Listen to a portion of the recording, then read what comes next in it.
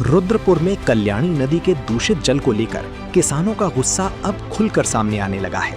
सोमवार को रुद्रपुर किसान कल्याण समिति के नेतृत्व में बड़ी संख्या में किसान जिलाधिकारी कार्यालय पहुंचे और जहरीले पानी के खिलाफ जोरदार प्रदर्शन करते हुए ज्ञापन सौंपा। किसानों का आरोप है कि फैक्ट्रियों और नालों का गंदा पानी लगातार कल्याणी नदी में छोड़ा जा रहा है, जिससे नदी का पानी पूरी तरह दूषित हो चुका है।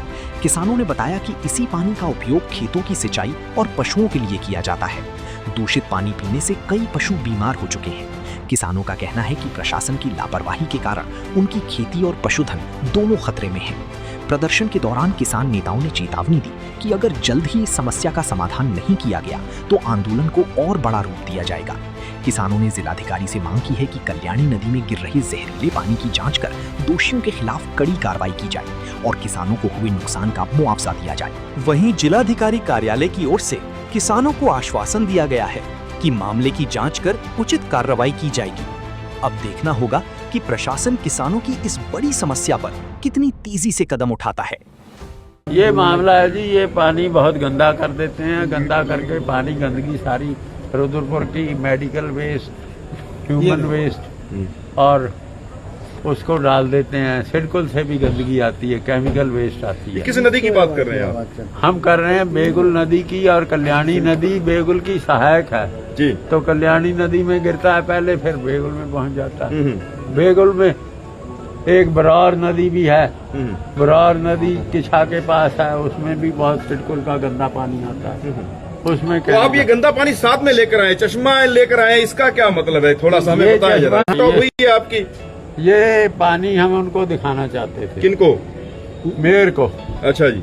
कि ये पानी पीने को हम मजबूर हैं जी। और हमारे ये हैंडपंप ये तो सेडिमेंट बैठ गया है तो ये वहाँ से भरा हुआ है, बेगुल के बांध से। तो ये चश्मा क्यों लेकर आए? चश्मा लाए थे क्योंकि मेयर साहब कहते हैं कि पानी गंदा ही नहीं है, पानी बड़ा साफ है।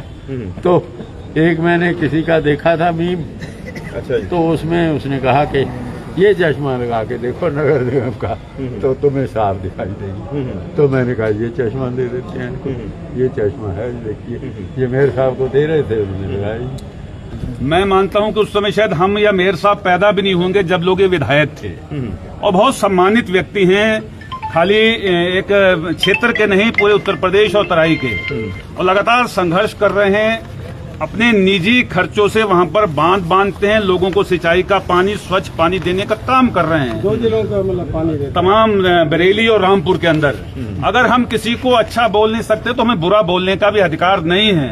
और हम तो समझते हैं कि शायद कहीं, लेकिन कुर्सी पे बैठ के भी कुछ लोगों को सद्बुद्धि और दिमाग नहीं आता। दिमाग कुर्सी पे बैठने से नहीं आता है, दिमाग विचारिक होना पड़ता है। तो ईश्वर से हम कामना करते हैं कि ऐसे लोग जिनको भाषा संयम नहीं है, जिनका ईश्वर उनको पहले संयम दे। ये भाषा शैली सबसे बड़ी है। पद बड़ा नहीं है, आज हूँ कल नहीं हूँ। आज किसी के कंधे पर बैठ कर अगर मैं बहुत हनक में हूँ तो कंधे से नीचे भी उतर जाऊंगा, तब कोई मुझे पहचानेगा नहीं। ऐसी भाषा हमारी नहीं होनी चाहिए।